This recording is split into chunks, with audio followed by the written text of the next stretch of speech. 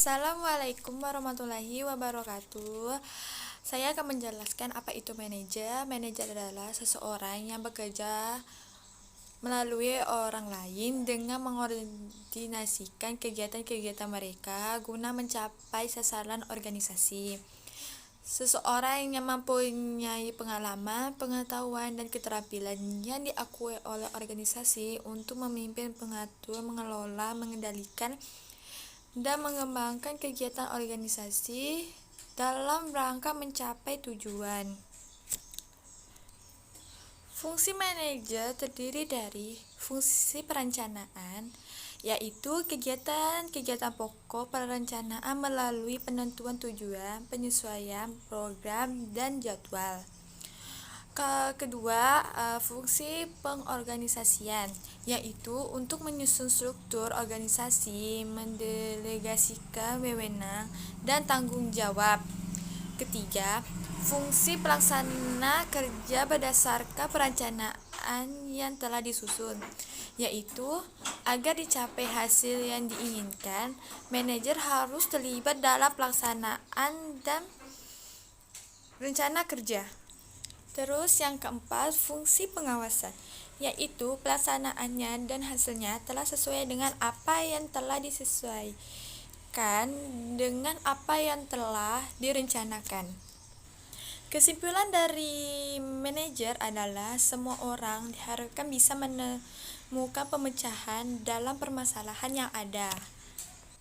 Oke, selanjutnya saya akan menjelaskan apa itu leader. Leader artinya pemimpin yang menginspirasi timnya untuk bekerja sama mencapai satu tujuan yang ditetapkan. Tanpa adanya pemimpin, pergerakan perusahaan tidak akan memiliki arah dan tujuan yang jelas. Oke, kesimpulan dari leader adalah tidak semua orang mampu menjadi pemimpin, tapi kita semua harus mampu belajar untuk menjadi leader yang baik. Oke, sebaiknya saya akan menjelaskan persamaan antara manajer dan leader. Pemimpin lebih berfokus pada menciptakan perubahan, menetapkan arah tujuan melalui visi dan strategi, dan memotivasi sumber daya manusia agar bergerak menuju visi dan misi yang sama. Pemimpin mampu membuat orang lain percaya akan adanya masa depan yang lebih baik dan memotivasi mereka untuk berinisiatif mencapai suatu visi. Pemimpin mampu menimbulkan rasa kepemilikan dan kebersamaan. Manajer cenderung memprioritaskan stabilitas organisasi dengan berusaha mengurangi ketidakpastian dalam menghadapi suatu situasi kompleks. Oleh karena itu, manajer lebih fokus pada perencanaan dan penganggaran, pengorganisasian, dan pengadaan sumber daya serta menyelesaikan masalah.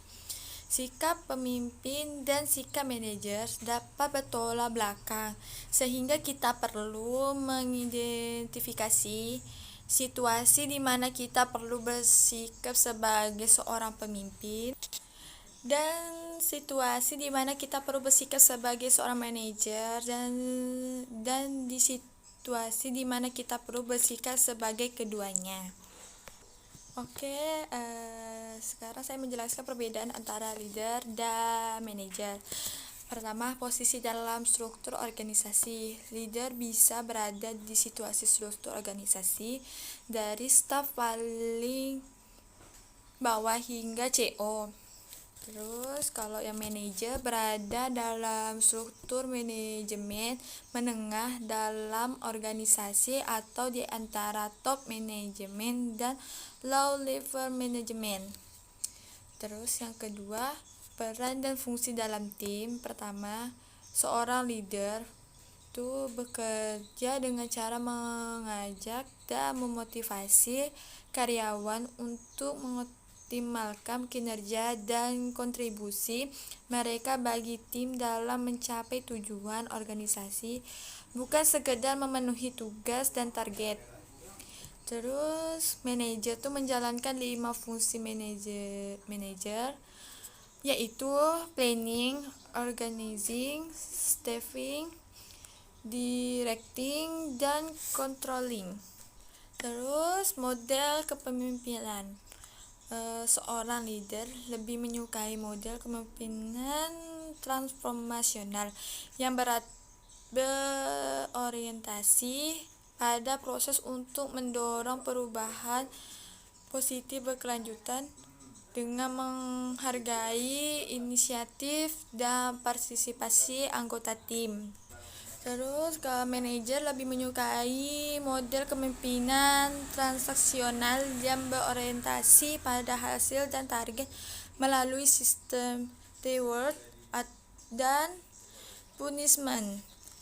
Hanya itu yang bisa saya sampaikan. Mohon maaf atas kekurangannya. Terima kasih. Wassalamualaikum warahmatullahi wabarakatuh.